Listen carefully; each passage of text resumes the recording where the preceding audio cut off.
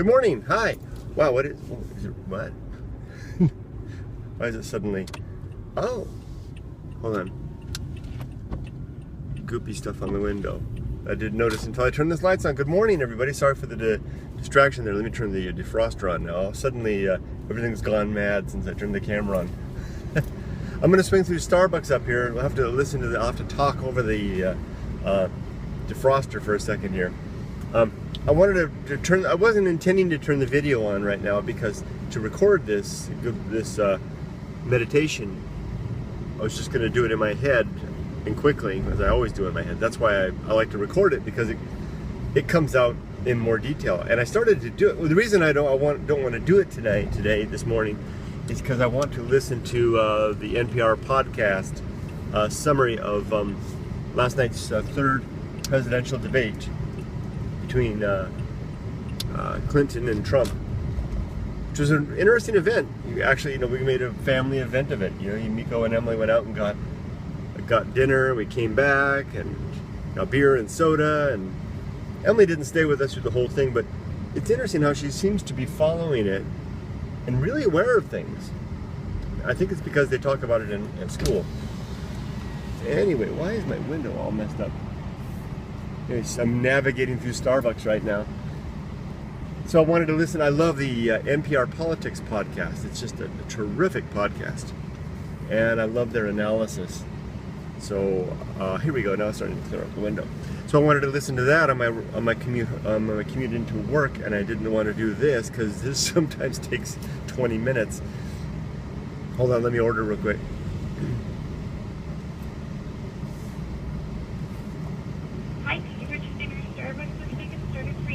Good morning. Yes, may I get a venti-sized extra hot latte, please? A venti extra hot latte, anything else? Nope, that'll do it. Alrighty, so you're going to for $4.25, thank you. Thank you.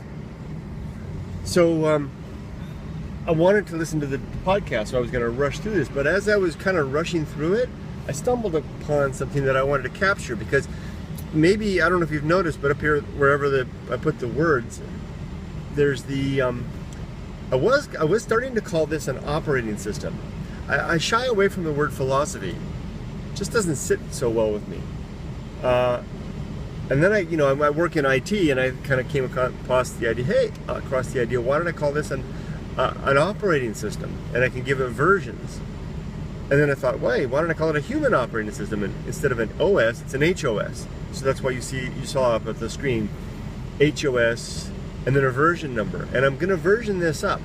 In software release, there's major and minor versions of software. A major release is when you do a lot of big changes and a lot of development, and then release it all of a sudden. Release it, and then that would be like a 1.0, 2.0, things like that. And then a minor release would be in between, and you would increment that down with 1.1, 1.2, whatever, 2.7. And so previously, when I was numbering these, I was calling it Good Life Human Operating System version version 1.0. But now I'm going to call it version 1.1 because that represents a minor change that occurred. And I'll get to that in just a second. I'm almost up to the window. And that minor...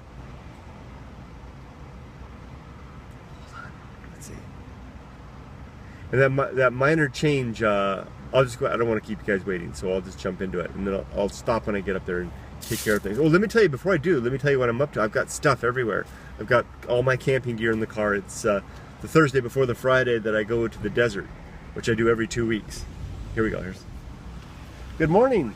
Hi. Good. You had it right there for me. Thanks.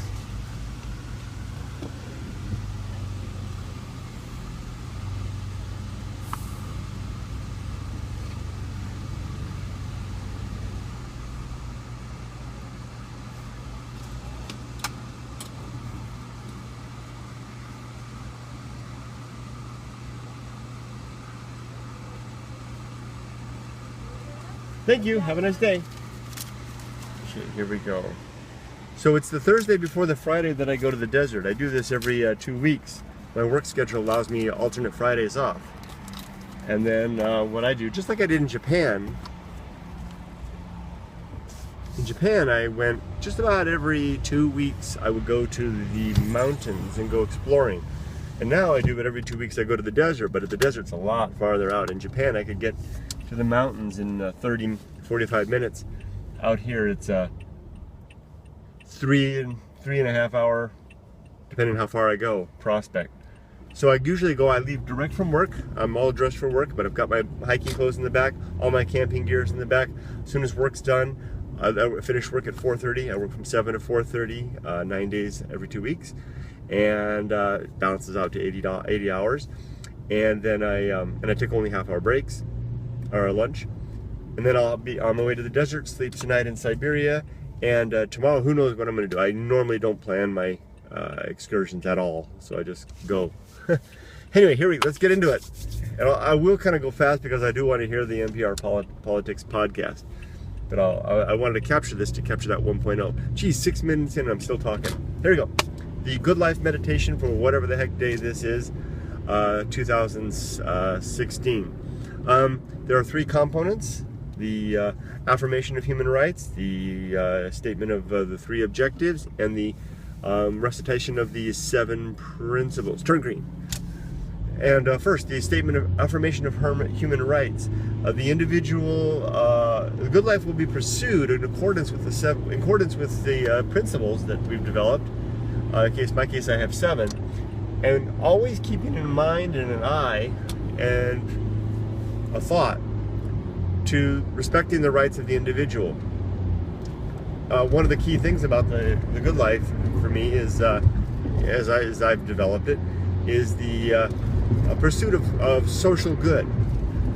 And I need to make sure that I do that without endangering the welfare of the individual, defined as they're respecting their rights. Get it? So it's pretty straightforward there. You know, don't trample on the little guy trying to make things better for everyone else. And those rights are defined as I do them now. I just simply leverage the Bill of Rights in the Constitution, the United States Constitution, for lack of a better system. I mean, heck, look at all the work they did making that system. I mean, and it's been tested and developed for over 240 years now. Pretty good system, I'd say.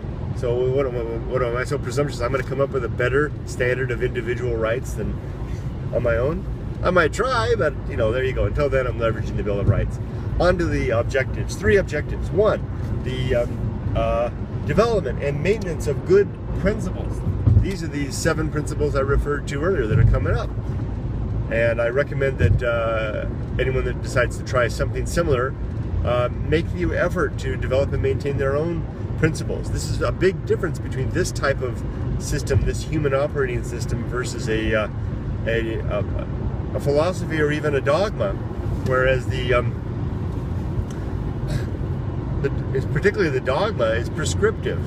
So anything that's got thou shalt in it, or lays out the facts from an authoritarian position, is not something that I welcome into my mindset.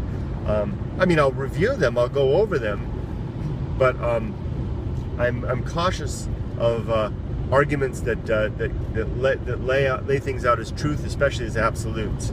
So I'm much more interested in arguments that I can hold and touch and examine from all sides, measure and wind up and watch, see how they run. So that's the challenge and the charge of developing and maintaining good principles. 2, the pursuit of good actions, performance of good actions. Simply doing good things in accordance with the principles. Did I get this right? No, I skipped 2. See, I'm out of order. So I went to 1, the development and maintenance of good principles, to 3, which is the performance of good actions. What I skipped was 2. Wow, the important one, the big one for me, the one that I use every single day. This is like the crunches of workout, is the execution of good emotional reactions. Boy, if there's anything, and even my brother yesterday, I was walking, I came back from my walk, and I stopped by to visit him, and I was carrying Marcus Aurelius and his meditations, which I've been reading on my walk, which I have with me now. I'm taking them to the desert. I even have an idea of maybe even trying to read it into the camera in the desert. And he asked me, what I was reading and what I got from that book, and I told him, if anything, I've got the idea that from Marcus Aurelius, that there's it's a curious thing, from a man who is the emperor of Rome, perhaps the most powerful human being of his day, capable of exercising control and his will upon just about anything within his sight, truly the type of power that few human beings have ever experienced. Yet in his meditations, he describes that the only thing that he can really control is how he responds to the world around him, to what happens, how his inner reactions, his temperance over his emotions, and how he responds to those emotions. In particular, not keeping the emotions down, but regulating what he does with those. What an incredible thing from a man that could have run wild with power, to choose instead to exercise restraint and to live a humble life, and as he even describes in his meditations, as an emperor, without fine garb, without torches or soldiery, and all the pomp and circumstance of the purple, of imperial privilege. Purple being the color of the Roman emperor, of the Roman imperial line. So I told Lyle, I said, I learned from Marcus Aurelius the extent to which my self-control really, the extent to which my control over the world, my jurisdiction, and my actual ability to control things extends, and it goes no further than this fleshy mound, and in particular this gray matter above and the happenings within, the tick tick tick of a clock that's winding down. Let's get on to the 7 principles. 1, the atomic principle, and I'm getting to the one. Remember, it was 1.0, human good life 1.0. It's 1.1. I'll get to the one. Or did I already? Hold on, did I skip it? No, it gets to temperance is where I get to it. So 1, I'm going to go fast because I want to hear my podcast. 1, the atomic principle. Everything in the universe is made of bits and pieces, flowing and changing and ever transforming, and that reminds us that we are part of that, and that our presence here is temporary and ephemeral, and that the things that are happening around us are likewise. We can never set everything square and walk away and hope that it remains as such, because it will not, nor will we. That knowledge moves us to action and gives us cause to anticipate the unexpected and the dissolution of what we have into something else, and the march of entropy, march towards more entropy. Wow, wind. 2, the principle of nature. Principle of nature merely affirms that everything in the universe has a particular nature, and our best lives are lived when we categorize what the nature of things are, we recognize it and understand it, and then look also to, and then expect things to behave according to their nature. Likewise, ourselves and our fellows. This includes, this whole thing of nature includes animate objects and inanimate objects. So rocks, stones, and wind have a particular nature. Likewise, squirrels, cockroaches, puppy dogs, and babies, and even you and me. And we'll live better when we understand what the nature of those things really are, and don't become surprised when they behave according to that nature. And then when we recognize what our nature is, and live according to that. Next, principle of social principle. 3. The social principle specifies that human beings are social animals, that we need one another, and that our best end are life lived in pursuit of social good. Going after the good of the many yields a dense and rich and very potent form of virtue, which is the 7th principle in the purpose of life, virtue. I'll get to that. But pursuing virtue for the masses, as long as we make sure that we respect the rights of the individual, coming back to that first concept there.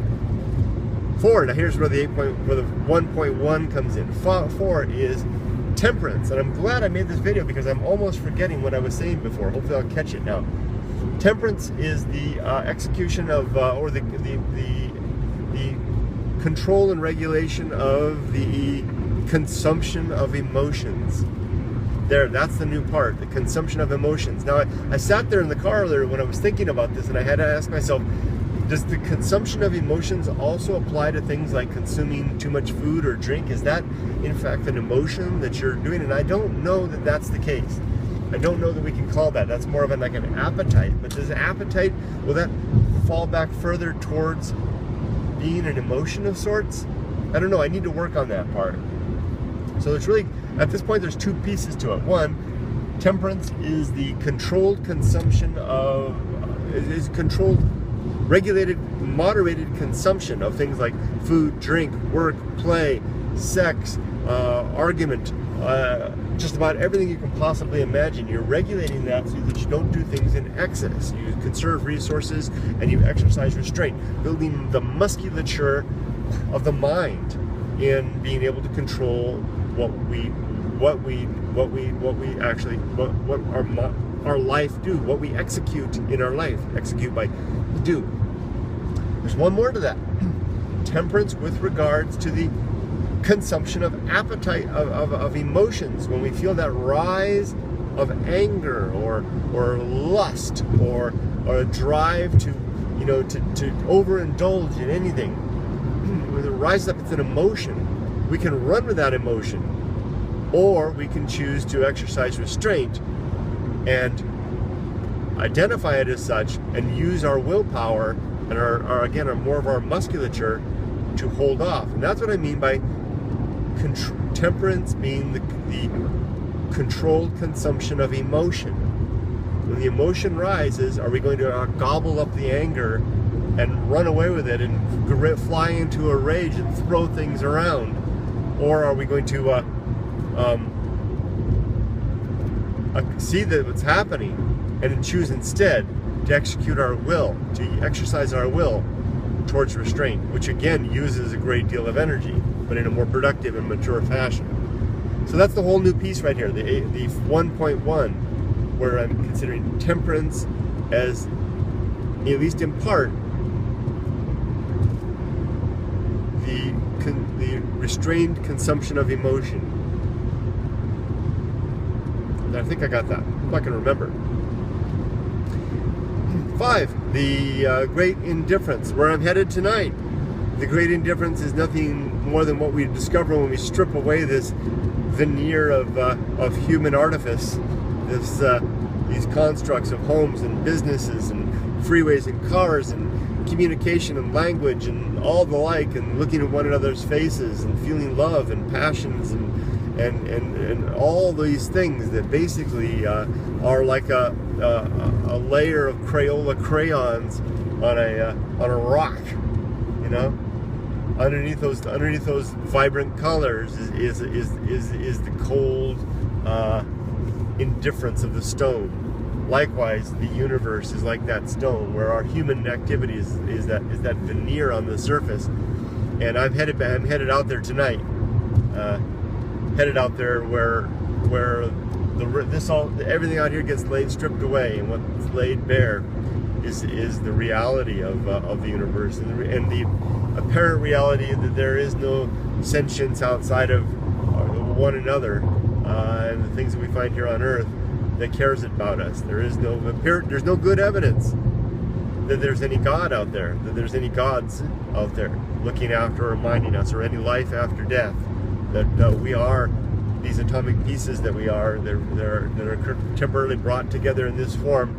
We have our little bubbling brain in here fizzing away, doing its things, finding emotions, finding peace, happiness, sadness, all the like, learning to exercise restraint in the consumption of those emotions, and ultimately to dissipate away after death, forever and gone. Wow, what a beautiful sunrise. I wish I could switch the camera and show you. It's a desert sunrise. It's sharp and angular across the mountains. So almost done here. 6, the reason. Reason is the governing faculty. the capability that we use to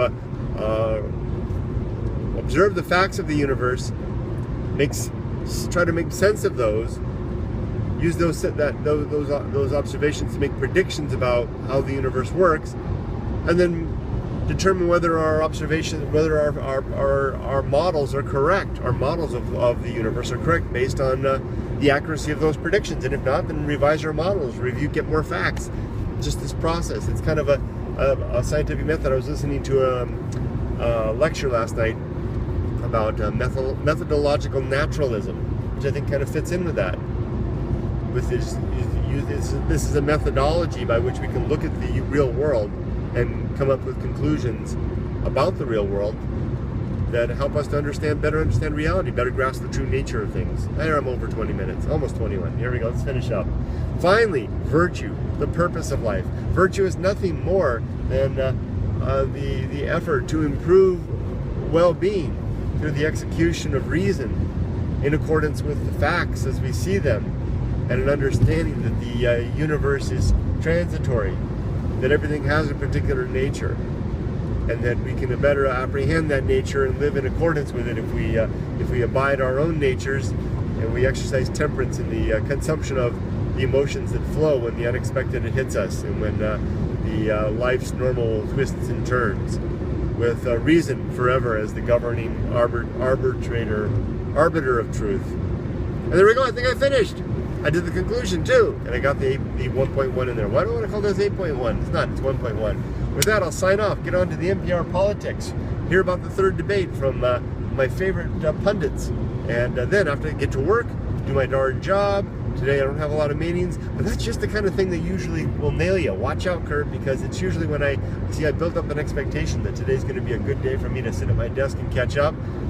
I'm ready for something to jump at me, a little task or assignment or the unexpected, to leap out leap into my cube from the unknown, and where I will exercise restraint, because I understand that that's the nature of the workplace, and I'm anticipating that, and I will exercise good emotional reactions when that occurs, and move through that in the best way possible.